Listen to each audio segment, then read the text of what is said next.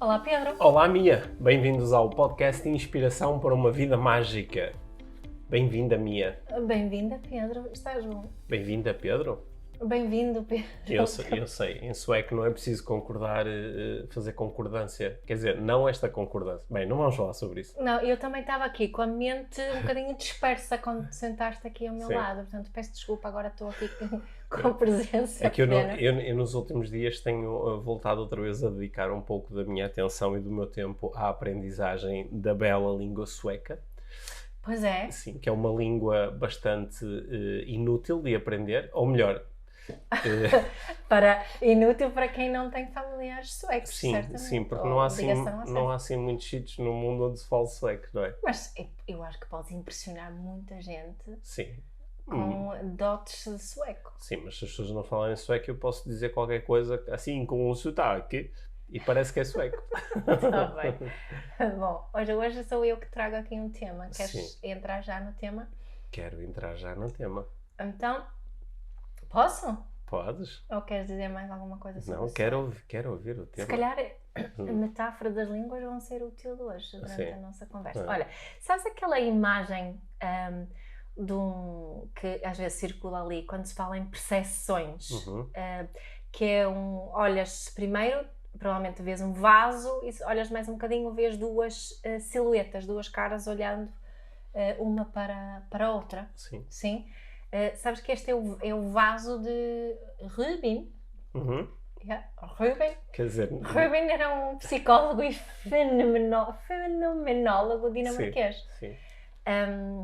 Não é? Ele interessava-se muito por diferenças de percepção e a incapacidade que a maioria das pessoas têm de percepcionar duas coisas diferentes ao mesmo tempo. Ou seja, olhamos para esta imagem do vaso... Ou vemos uma coisa ou vemos o vaso ou vemos a silhueta. Sim. E quando conseguimos ver as duas coisas é por breves momentos só, normalmente. Sim. Não consegues focar-te na imagem durante muito tempo e ver as duas coisas. Há uma imagem com movimento que acredito que muitas pessoas também já viram, que é de uma bailarina, sabes? Que tu ou vês que ela roda sobre si própria ou para a direita ou para a esquerda. Mas não consegues ver as duas coisas simultâneas. Exato, a ideia é a mesma. E depois há muitas outras imagens do género. O próprio Edgar Rubin fez várias imagens dessas, mas acho que esta é o vaso barra silhueta. Há uma também famosa em que tu vês ou vês uma mulher mais jovem ou mais velha. Exatamente, sabes, exatamente. É também muito parecida com essa. Sim,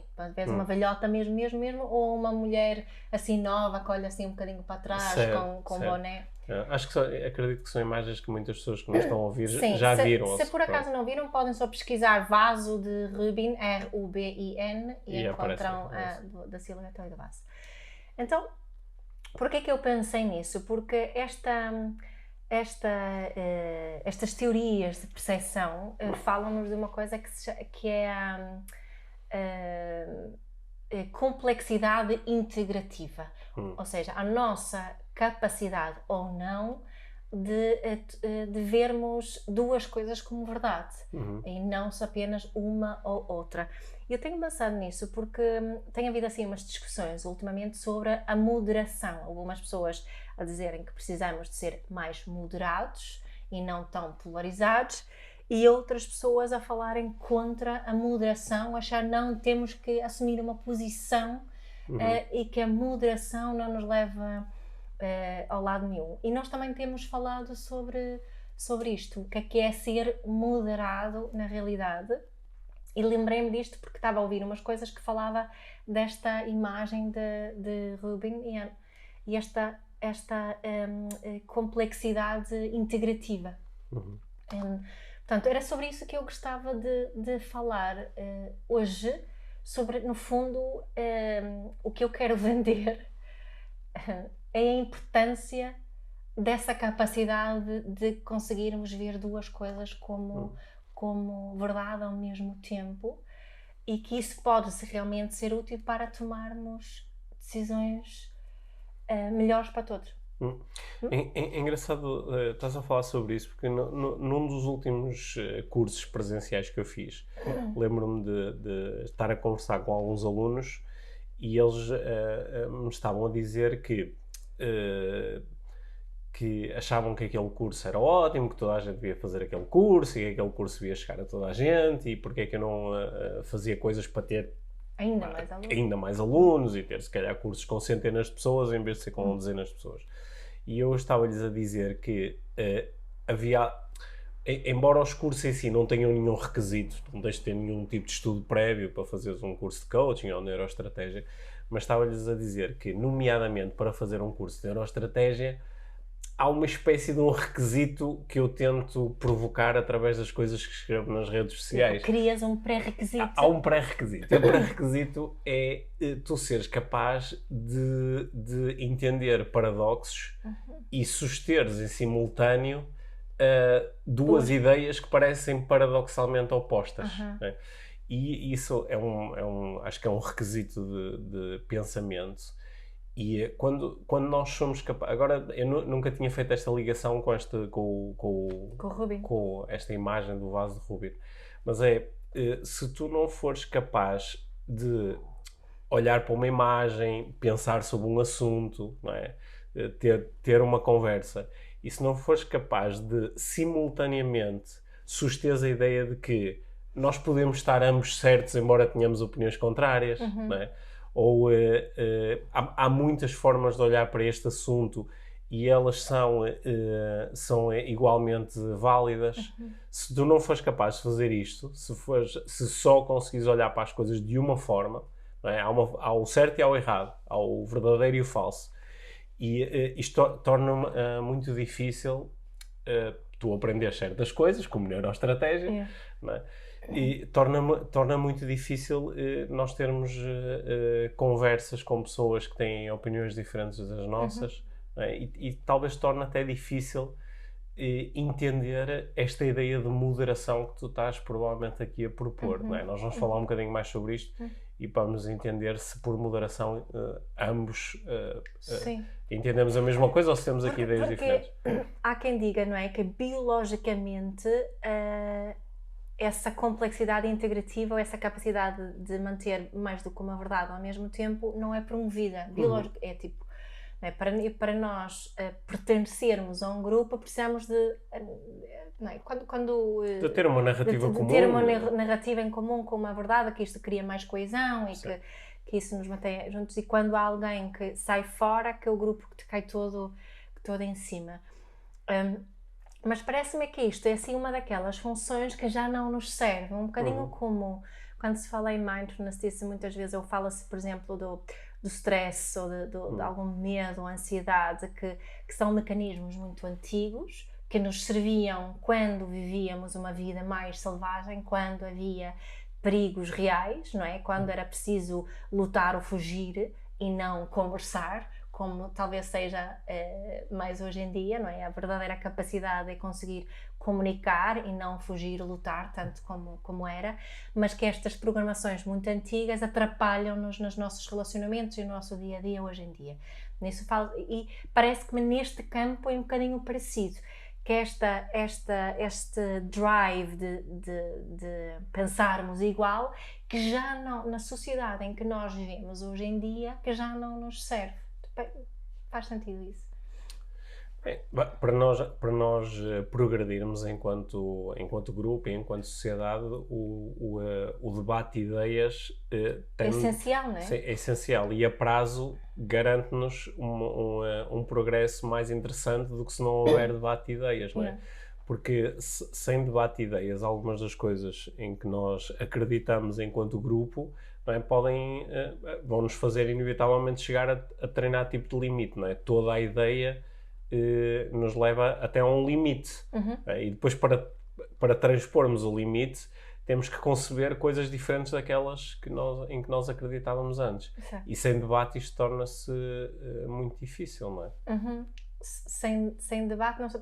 Quer dizer, mas há debate, não é que não há debate neste momento. O que eu estou mais a propor aqui é o tipo de debate. Será que há? Quer dizer, o que é que tu... Depende, o que é que Não tu é? chamas de debate, Pois, não é? exato, o que é um debate? Porque, dando aqui alguns exemplos do que é que podem ser estes paradoxos, não é? Por exemplo, imagina, eu acredito que o mais importante sou sempre eu.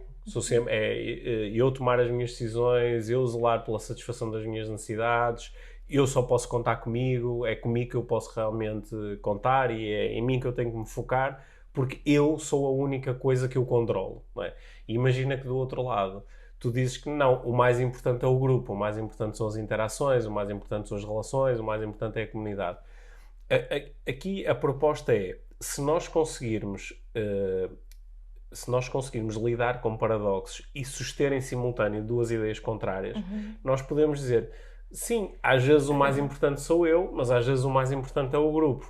Há coisas que eu posso fazer sozinho, que são minha responsabilidade e se calhar devo colocar aí bastante atenção, mas há coisas que só fazem sentido quando nós trabalhamos em grupo ou em equipa. É não a é? diferença aqui entre ir de dependência para independência e pensar em interdependência. Sim, a interdependência será um exemplo deste pensamento paradoxal, em que ambas as realidades coexistem.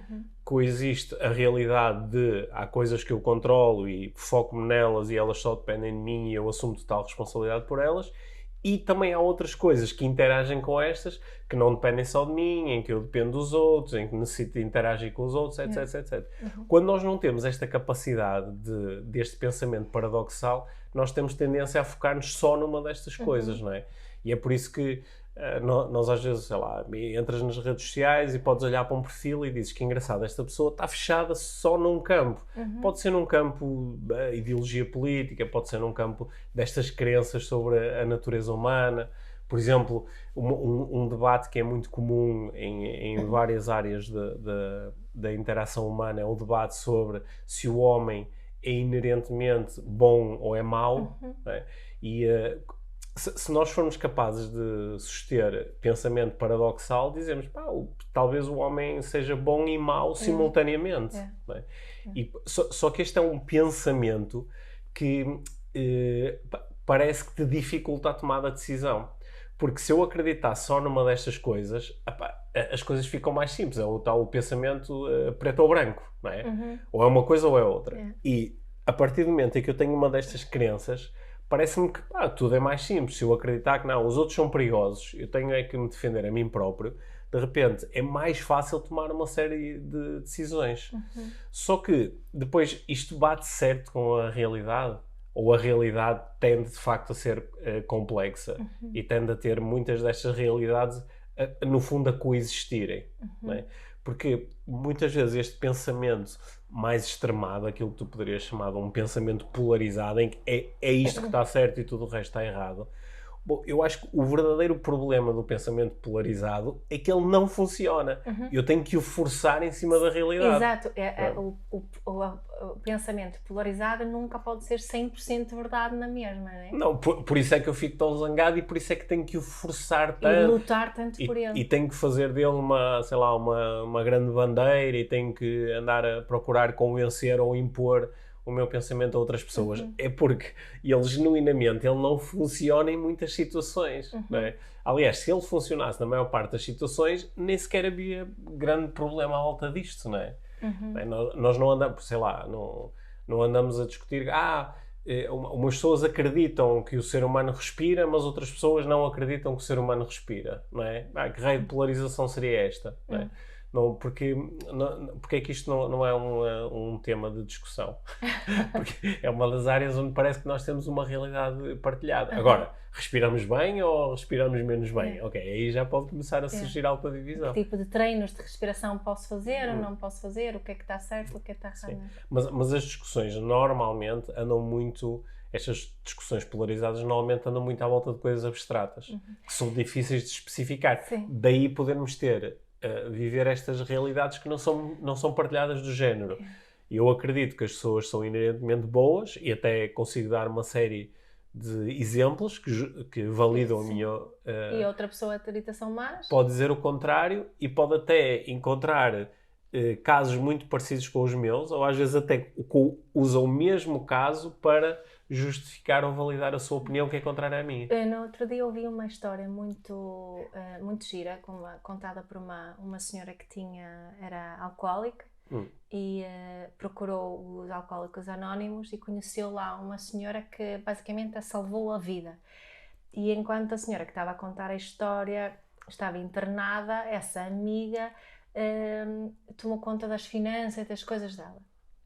Quando ela recuperou, descobriu que a amiga tinha utilizado o nome dela e as contas dela para pedir empréstimos, para comprar um carro, para comprar uma casa, e encontrou-se aqui num grande dilema, não é? A minha amiga é boa ou é má? Não é? É amiga ou não é amiga? É amiga ou não é amiga? E a verdade era que literalmente ela tinha salvo a vida, literalmente. Sim. Lá na história ela contava isso. E que também é verdade que ela tinha utilizado a identidade dela. Sim. Portanto, ambas as coisas eram verdade. O que tendemos a fazer muitas vezes é esquecer as coisas boas que esta pessoa faz, não é? Ela só pode ser uma pessoa má para fazer aquilo. Ou o contrário, esquecemos as coisas más e ela só... Não é? Tentamos justificar muito, não sei o quê. O que é que foi bonito com esta história? Foi que a senhora olhou para as coisas e efetivamente ela, para recuperar as suas contas e não sei o quê, tinha que fazer queixa da amiga. E ela ali a contar a história foi bonito, porque ela conseguiu fazer isso com a gratidão pelo facto da amiga ter salvo a vida e mesmo assim achar que eu tenho de proceder legalmente com isso. E estou grata por tudo que esta pessoa está a fazer por mim. E este equilíbrio é muito difícil. Eu estava a ouvir a história a pensar, é preciso alguém com uma bela capacidade de complexidade integrativa para poder fazer estas duas coisas ao mesmo tempo. Não é?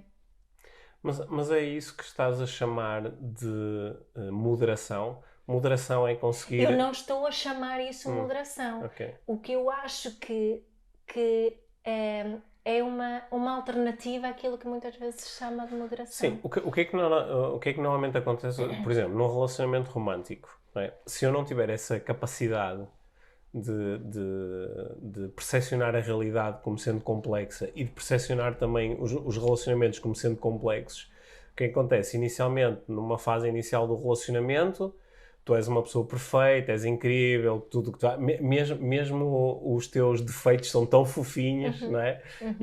E depois, mais tarde, quando a relação dá para o torto, de repente...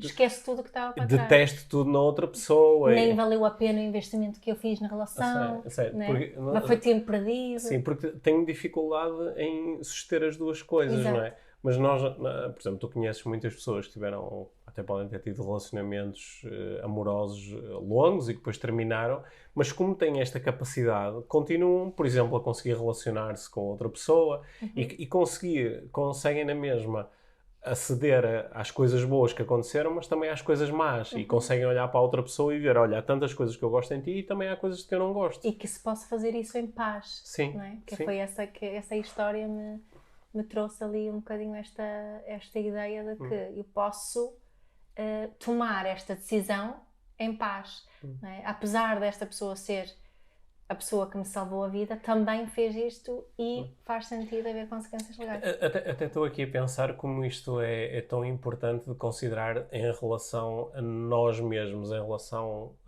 à nossa autorrelação. Porque se eu for capaz de me percepcionar como um ser com complexidade, que tem dentro de si múltiplas intenções e necessidades e que elas às vezes até entram em conflito. Eu vou fugir àquela ideia de ter que me fechar no eu sou bom ou sou mau. Yeah. Eu faço as coisas certas ou faço as coisas mal, não é? A minha autoimagem muda completamente, sim. Não é? É por isso que nós às vezes quando estamos a ter umas crises dizemos eu já sei, eu faço tudo mal, ou eu estou sempre errado, ou eu já sei que sou mau, não é? Ou fechamos no outro, não, porque eu sou uma boa pessoa e tudo o que eu faço... quero sempre o bem. E tudo o que eu faço é com uma boa intenção, não é? E isso é nós a fugirmos à tal complexidade. Porque se nós aceitarmos a complexidade, percebemos que temos múltiplas intenções e nem sempre conseguimos estar alinhados com os nossos valores. E acho que isso nos ajuda mais a interagirmos com a realidade tal como ela é. Não é? Repara aqui na diferença entre, não é? Porque eu acho que, voltando aqui à moderação, porque a moderação pode ser muitas coisas. Eu acho que muitas pessoas que dizem que são moderadas são praticamente apáticas, ou querem se manter na ignorância. A moderação não é neutralidade. A moderação não é neutralidade. E acho que isso, a moderação não quer dizer não tomar decisões. Não é? É um bocadinho como a aceitação. A aceitação não quer dizer inação, ou de desistência, ou de resignação. Quer dizer que consigo olhar para as coisas como elas são e estar em paz com isso. E acho que esta discussão entre quem acha que temos que assumir uma posição e quem acha que temos de estar mais moderados, também é um exemplo de coisas que podem ser verdade ao mesmo tempo. Certo. Também é um exemplo disso. E que a minha proposta aqui, de alguma forma, é... eu não sei se a moderação, ser moderado é a melhor palavra, realmente, mas que aquilo que eu quero dizer quando eu critico a polarização é precisamente que quando sou mais moderado consigo ver mais. Não é? Consigo ver mais e consigo tomar melhores decisões para todos. Sim. Eu acho que tenho aqui eu tenho uma proposta de uma palavra que eu gosto mais do que esta de moderação, porque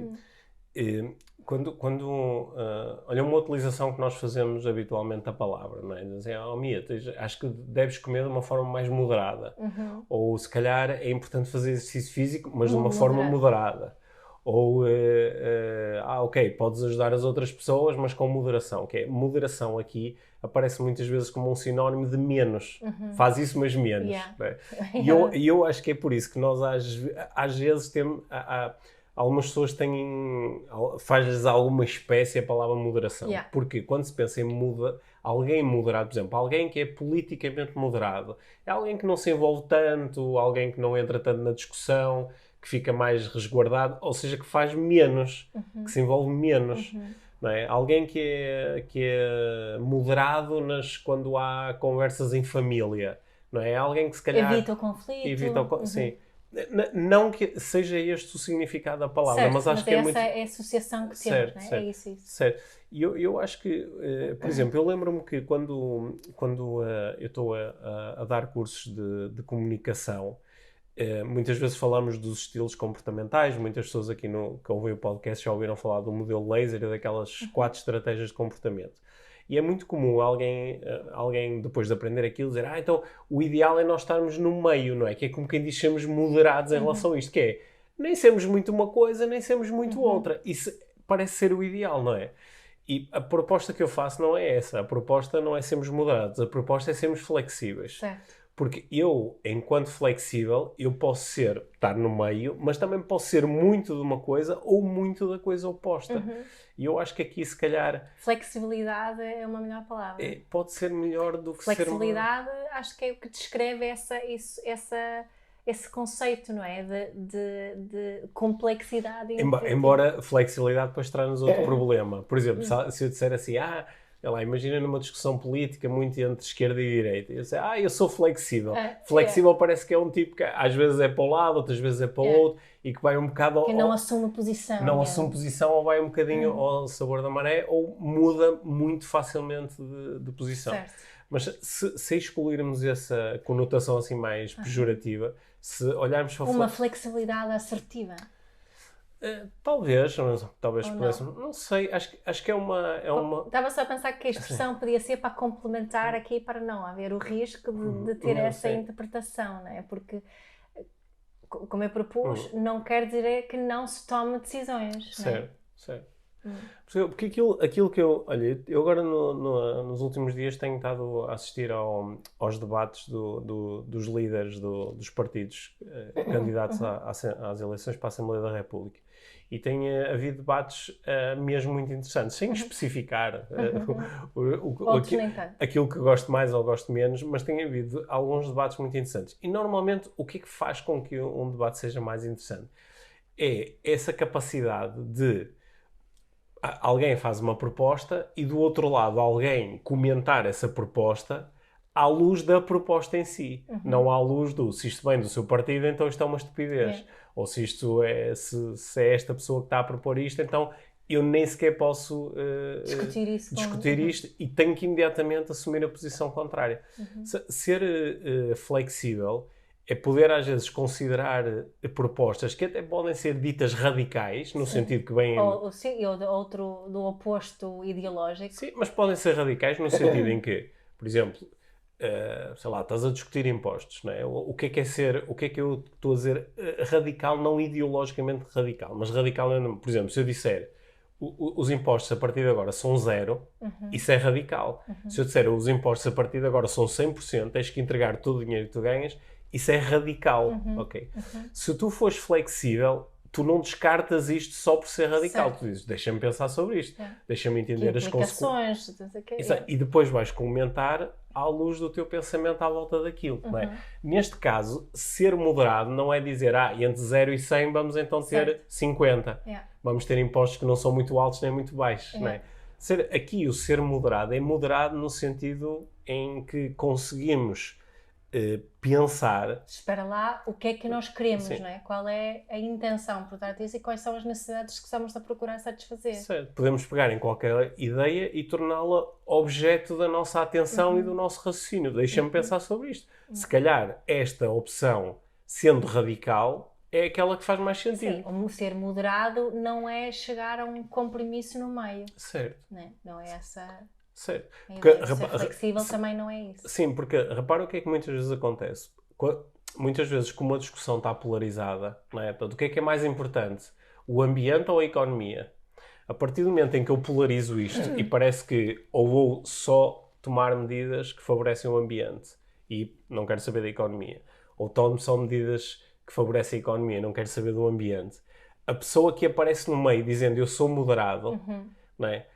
Ela pode ter uma certa tendência a ser moderada no sentido que eu vou para o meio. Não é? Só que não é assim tão simples. Pois, aquele que é flexível, ele não está a pôr de lado... Não vai assumir que... Não, até porque ele não está a pôr de lado se calhar devíamos esquecer o ambiente e só olhar para a economia, ou se calhar devíamos esquecer a economia e olhar só para o meio. E ele não põe estas coisas de lado só porque quer ir para o meio. Ele considera todas as possibilidades, incluindo a possibilidade do meio. Não é? É um bocadinho como esta discussão, não é? Que estamos todos fartos dela, mas que estratégia que vamos usar para o combate de uma pandemia? O que é que vamos tomar aqui em conta, não é? Uns dizem, precisamos de pensar em X e outros não, precisamos só de fazer Y e depois resolvemos o resto. E tomar tudo em conta requer mais reflexão, não é? Sim. E mais flexibilidade. Sim. Uma das coisas que eu também observo é que quem adota esta atitude mais moderada / flexível, no sentido de deixa-me tomar em consideração toda a informação disponível e pensar sobre isto. Normalmente estas pessoas têm mais facilidade em mudar aquilo que acham, porque a chegada de nova informação vai-me fazer mudar a opinião, não é? Enquanto que quem tem à partida uma opinião muito polarizada, como o que está aqui em causa é o polo escolhido em si, torna muito difícil haver mudança, não é? E é engraçado que nós depois um dia até podemos fazer uma compilação com conversas que nós tivemos aqui no podcast desde do início da pandemia até agora. Porque eu lembro-me de que coisas que nós dissemos há quase 2 anos. Lembro-me de que uma coisa que foi aqui dita no podcast foi: muito provavelmente nós mais para a frente vamos ter mais informação e vamos ser capazes de avaliar as medidas que foram tomadas, etc, e perceber, olha, foi bom, foi mau, foi a melhor solução, não foi a melhor solução. Só que vamos lidar com um grande desafio, que é, em função daquilo que cada um já decidiu agora, passa a ter um filtro tão grande que provavelmente a mesma informação vai servir para justificar... Se não tivéssemos feito... Se não tivéssemos feito, não sei o quê. E nós estamos a viver isso neste momento, não é? E acho que esta ideia do ser moderado ou ser flexível é o poder olhar para todas as coisas. Eu estava a partilhar há pouco contigo que há uns dias até fiz uns stories no Instagram inspirado num pensamento muito bonito que eu vi partilhado pelo Murilo Gano.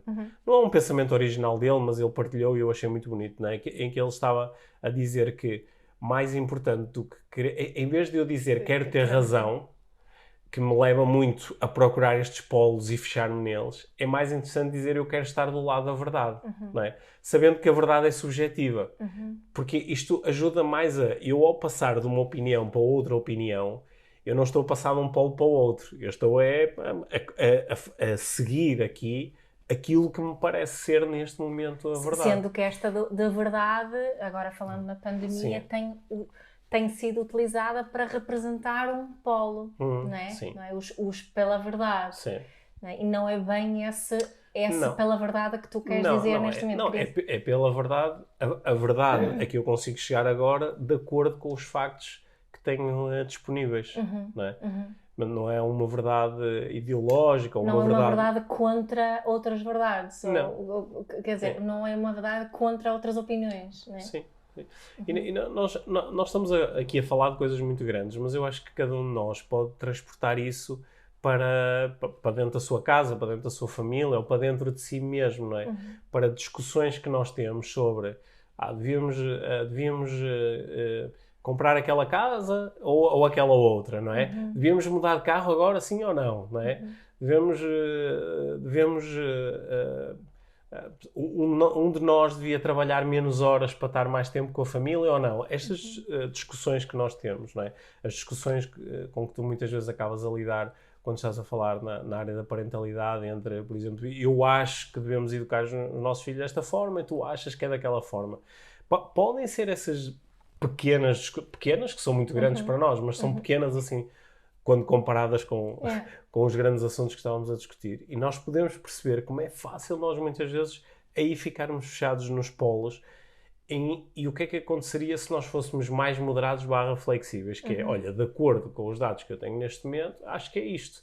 E depois, mais tarde, com o tempo, surgem inevitavelmente novos dados. Claro. Às vezes percebemos as consequências de certas coisas. E essa flexibilidade que tu estás a falar aqui, também é uma proposta de olharmos para as intenções comuns, não é? Para chegarmos aqui e avaliar a informação que temos de acordo com as intenções comuns e não de acordo com a ideologia ou de uma opinião sobre um certo tema, não é? Se calhar era por aí que nós devíamos começar as discussões e ficávamos todos mais moderados / flexíveis. Que era, se em vez de discutirmos primeiro o que é que nos afasta, vamos discutir primeiro o que é há aqui comum. Certo. Não é? E nós sabemos que sempre que essas discussões acontecem, acabamos a perceber que aquelas grandes coisas abstratas são comuns. Ambos queremos sentir-nos bem, ambos queremos a segurança da nossa família, ambos queremos sentir amor ou sentir liberdade e a partir daqui depois podemos explorar as diferentes ideias que temos sobre como conseguir isto, não é? E aí é que acredito que possa haver verdadeiro debate interessante e útil, não é? Sim. A partir desse ponto. Isso. E não só quero ter razão e quero te convencer daquilo que eu acho melhor. Ou seja, nós no fundo estamos aqui a fazer uma apologia da... Como é que era? Diz outra vez? Da complexidade integrativa. Estamos a fazer uma apologia da complexidade integrativa, não é? Que é de nós sermos capazes de conceber diferentes ideias que podem até ser opostas e em vez de olhar para elas imediatamente como está certo ou está errado, mas sermos capazes de concebê-las enquanto possibilidades, não é? E podermos explorar cada uma das possibilidades, às vezes nós podemos explorar na prática, não é? Podemos dizer, olha, então vamos procurar fazer um bocadinho disto e um bocadinho daquilo e vamos testar, não é?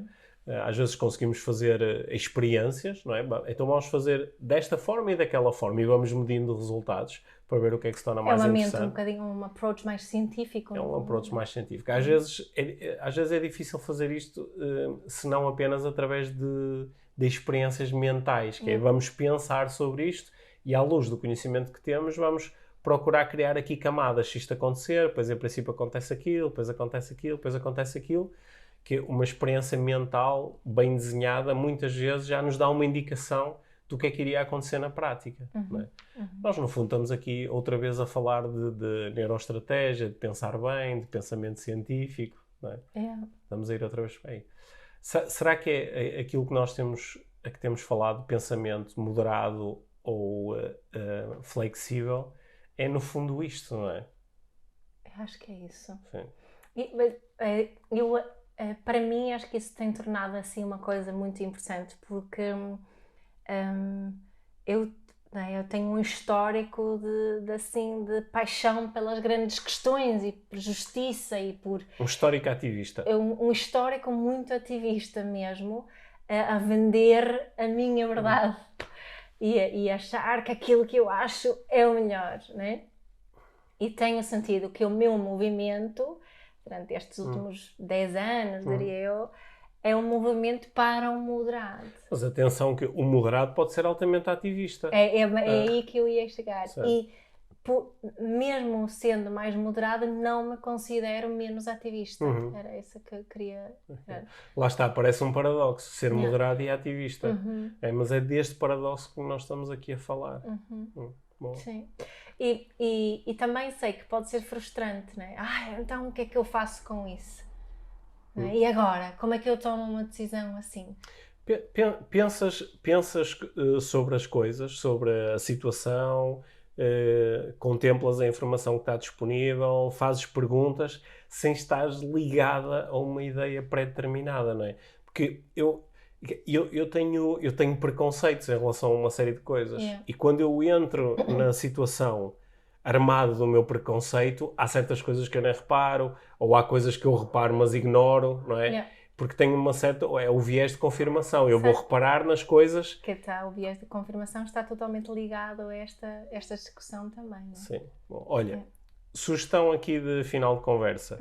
Propor a quem nos está a ouvir que tenha conversas com outras pessoas sobre isto. Sim. Não é? Se calhar, em vez de entrar diretamente no vamos discutir as vacinas, vamos discutir a política, vamos discutir as alterações climáticas, vamos dar um passo para cima e vamos discutir os méritos de opiniões polarizadas e os méritos de opiniões moderadas.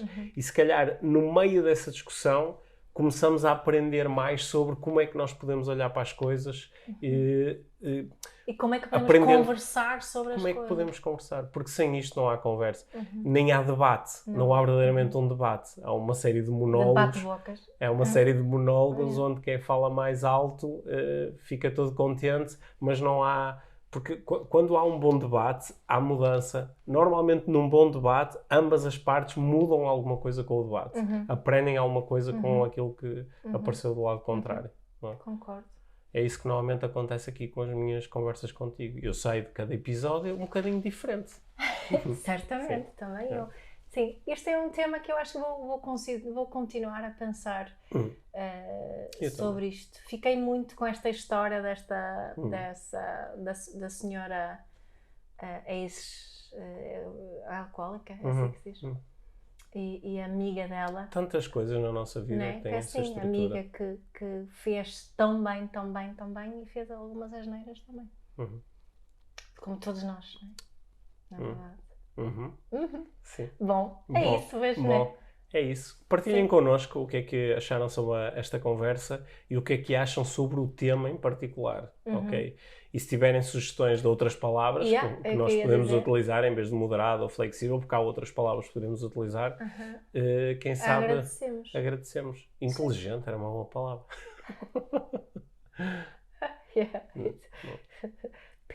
Pensativo.